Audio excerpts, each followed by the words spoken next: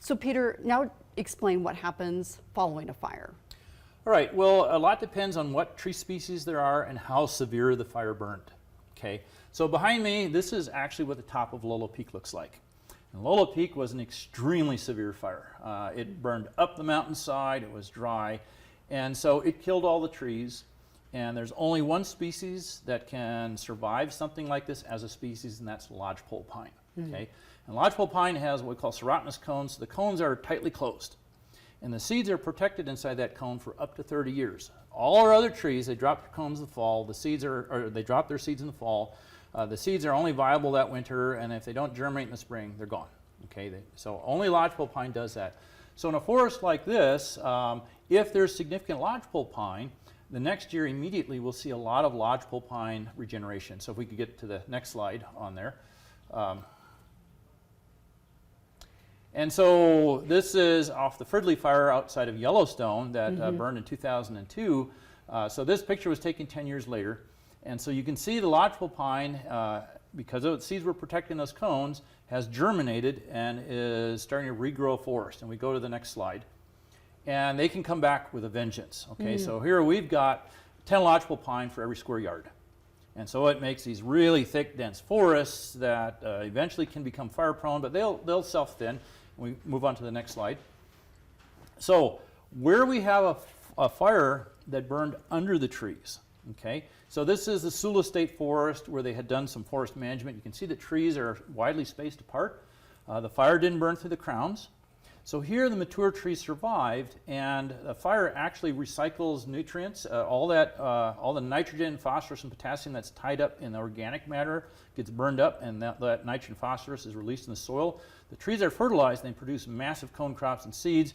So this is 10 years after this burned, and you can see the massive conifer regeneration we got after the fire. Interesting. So if the fire is an understory fire, it really stimulates tree regeneration. If it's a crown fire, it simplifies the forest to simply lodgepole pine if lodgepole pine exists there. We go to the next slide. So, and what landowners do on their property is really important. So you may be able to see there's a property line right here. It follows this line of trees. Okay. So on this side is Missoula State Forest. And the DNRC's Forest Lands mission is to generate an income for the schools of Montana. So after 3 years, they were not getting enough tree regeneration, so they planted it. And you can see the forest is regrowing. On this side is Forest Service. Okay? Forest Service decided that we're going to let nature progress as nature does. Okay? So this picture is taken 15 years after this area burned. So where you let nature do its thing, it can be very, very slow. And we also have a lot of exotic species, mainly weeds. And what we don't see real clearly here, but what's here is about 50% of the understory is knapweed, which is an exotic, invasive, noxious weed that nothing, except for honeybees, like very much. Okay? So what a manager does after fire makes a huge difference. Okay? The Missoula State Forest salvage logged to their forest and generated $6.5 million for the school trust funds. Federal lands said, okay, fire's a natural thing, we're just going to let it happen the way it does. No salvage logging or very minimal salvage logging, and you can see the result of that. Now, better or worse, it's dependent on what you want out of the landscape and what your perspective is. But there are many different things. We can speed it along by helping. We can let nature do its thing. So certainly a lot to learn from this. Correct. So, you know, we have many alternatives after fire, and a big thing is to really assess how hot did it burn, what kind of seed source is left. If there isn't a seed source, do we need to plant or not plant? And noxious weeds tend to benefit from fire. So in the Missoula, I actually had a graduate student that studied that, and we found that knapweed increased its occupancy by 30% across the landscape. Now, this is the Roaring Lion fire, and this is 8 years after the fire. Some of these ponderosa pines survived, and they produced cones, and almost like lodgepole pine, it has come in as a carpet of ponderosa pine. So if we have surviving trees, we'll get a lot of regeneration. If we don't have surviving trees, like on this landscape, we get nothing.